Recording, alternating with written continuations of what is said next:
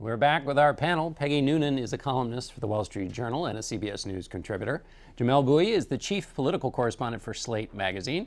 Ron Brownstein is the editorial director at the National Journal. And Michael Gerson is a columnist for the Washington Post. Peggy, what did you think of Secretary Clinton's interview?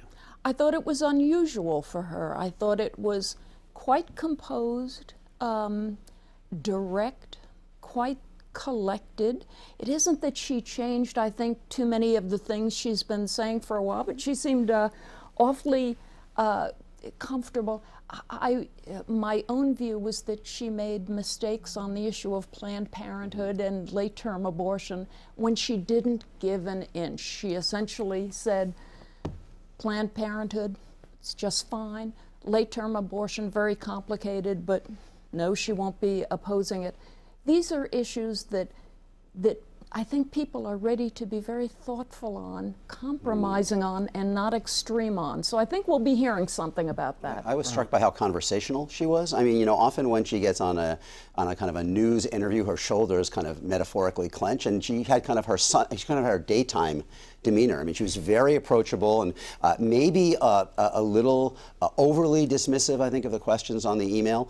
But I was struck by how much that she was trying to kind of let people in, and this idea that I'm a real person. I mean, look, her real challenge is the email issue is not going away. The question is that the only thing on the ledger? Can she fill the other side of the ledger? There are people for whom that is going to disqualify her, but probably most of those are people who aren't going to vote for her anyway. The question is, can she convince most Americans that there's more to her than what she is now admitting was a mistake? Yeah.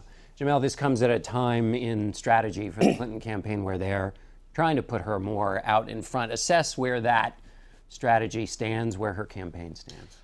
I think it was on Friday or on Thursday, she did a town hall, not a town hall, but some kind of event in New Hampshire on substance abuse. And it was her and a relatively small group of people, and like it was very conversational and very sort of casual.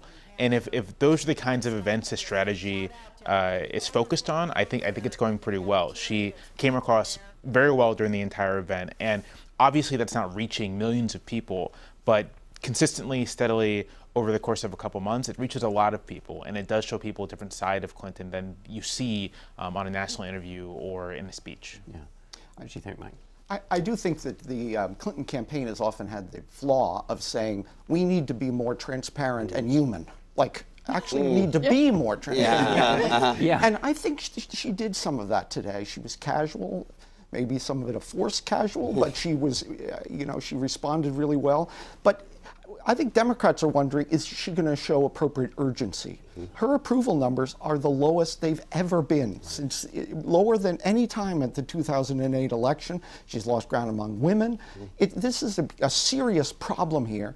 And if Joe Biden gets into this race, it would be a very serious race. You know, the question is, what is the remedy to the problem? And you know, when Bill Clinton was reelected in 1996, on the day he was reelected in the exit poll, a majority of people said they did not consider him honest and trustworthy. Right. So that by itself is not a disqualifying kind of variable. The reason he survived is because most people think he cared about people like them, was focused on their problems, and was trying to make things better. And I think it is more likely that if she recovers from what Michael points out is a very low point, she's going to recover more by improving on that front than radically changing the assessment of her honesty. I think that you could make that somewhat better. That's never going to be ideal for her. I think the core question for her is whether she can convince most Americans that she understands their problems after being in powerful positions for 20 years, as you kind of pointed out, and that she has solutions relevant to those problems. And I think that is where the work has to go. And I think it's an open question whether she can get there. Yeah, Ron pointed out when I said, you know, that people are looking for change, and you know, there have been a lot of Clintons around. She said, well, the first woman, that's fine, that's quite true,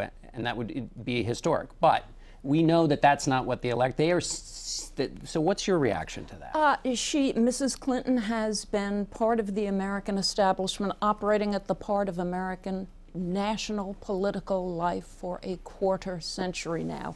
Of course, she is not an outsider. You couldn't be more an insider. Interestingly, if Joe Biden does decide to come up against her, that will be another insider, not an outsider, going up against her. But look, I think part of what she's doing now is simply thinking, I can't dodge the press on all of these issues that are besetting me. I look furtive and defensive.